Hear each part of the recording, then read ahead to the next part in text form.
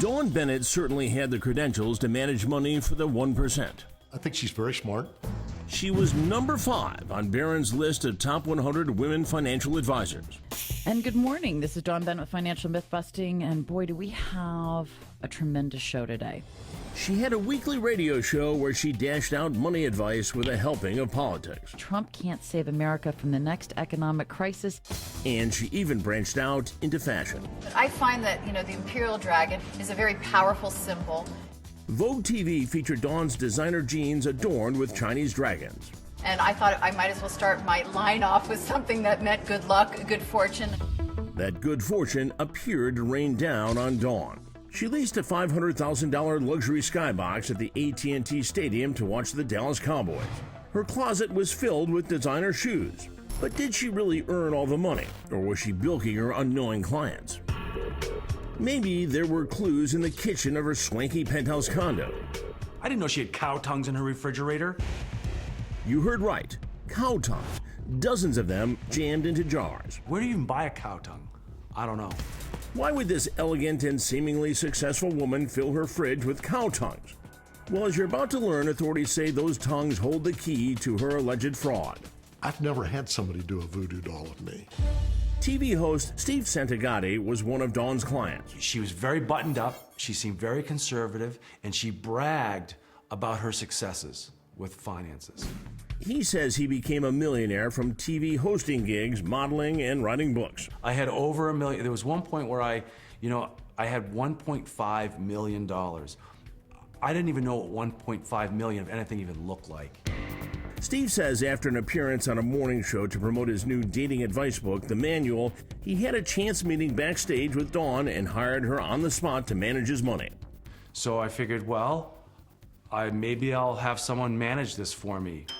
Steve claims Dawn managed him right into poverty. I went from living on the View to living in a van down by the river. This is the van he called home. Steve says he parked it behind a fried chicken shack in Cocoa Beach, Florida. My friends couldn't believe it. They're like, you're living in a van? Mr. Hollywood? Mr. I'm on The View? Mr. I'm on Oprah? Mr. New York Times? So what did Dawn allegedly do to shrink Steve's fortune from 7 figures to nothing? She had me in very high risk, very volatile, and very huge downside investments. I'd open up a statement that was 2 months old, and I'd see like a $200,000 drop. And then Dawn would get on the phone and say, you're up in the market compared to the S&P 500 and all this other stuff. I'm like, how am I up? And I'd see the stock market's going through the roof. I'm like, wait a minute, how is everybody making money and I'm losing hundreds of thousands of dollars? Because they weren't small incremental drops. Attorney Tucker Veach claims Dawn was using Steve's and other clients' money to fuel her high-end life. And it ended up being a classic Ponzi scheme. Basically, it's like Bernie Madoff. According to a civil lawsuit filed by the SEC, Dawn allegedly hoodwinked at least 46 investors in what the feds call a multi-million-dollar Ponzi scheme. Money comes in, I use the money for other things and or overexpend, and then I start paying people back with the money that is coming in from other investors. And so there were some people who got money back, but it was coming from other people and nobody knew that. And when they get a warrant to search Dawn's penthouse in Chevy Chase, Maryland, they come across some of the strangest and smelliest evidence they've ever seen. Right there in Dawn's refrigerator, inside those jars, cow tongues. And on the lid of the jars, initials. Those were somehow representative of the SEC attorneys that were bringing the cases against her. According to the search warrant, those were the initials of the SEC's lawyers so she could put them under what she called a hoodoo spell, sort of like voodoo. The warrant says she invoked the hex in hopes of paranormally silencing the SEC attorneys investigating. They say they found a handwritten note saying, "I cross and cover you. Come under my command. I command you to hold your tongue." And the tongue is to cut their tongue out so they couldn't talk against her or couldn't speak against her. It certainly didn't prevent them from finding evidence. Court documents claim Dawn promised sky-high returns, as outlined in numerous emails they seized.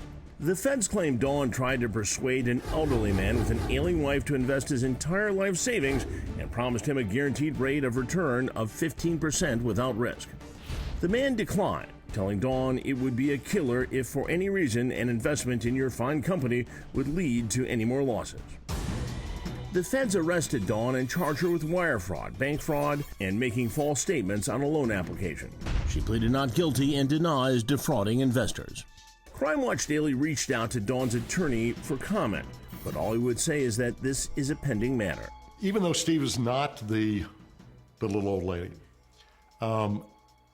his portfolio was probably the most egregious that I'd ever seen.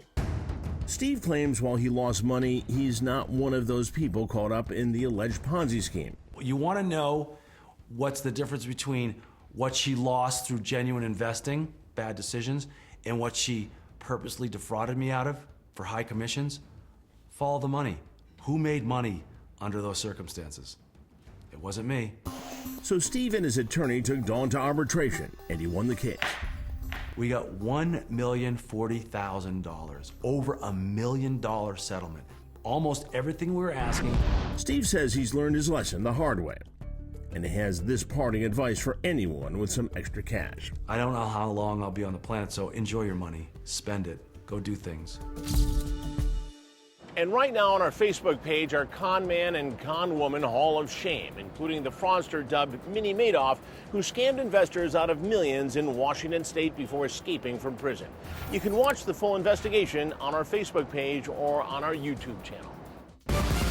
I'm Chris Hansen. If you like this story, make sure you tune in every day to Crime Watch Daily. You can find where the show airs in your city at crimewatchdaily.com. Watch it live or record it on your DVR and watch it at night. And to all those criminals out there, remember, we are watching.